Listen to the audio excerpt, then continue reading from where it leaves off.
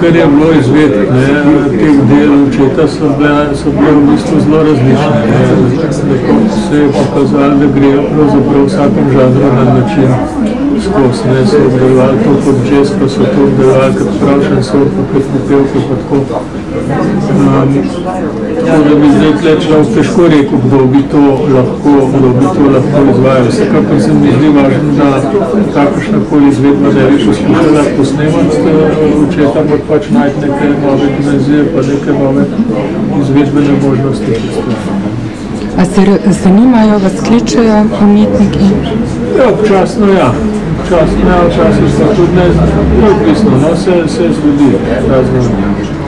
Ste vi v bistvu lastnik celotne zapuščine? Ja, mi ga odbratom.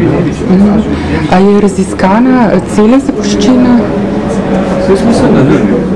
Jaz mislim, da ne, ker se zdaj pokazali smo v bistvu po materini smrti, da je zapuščine večkrat smo nisem povedali.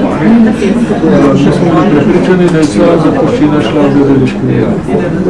Pa se je zdaj skazali, da je bilo tega mogoče biti.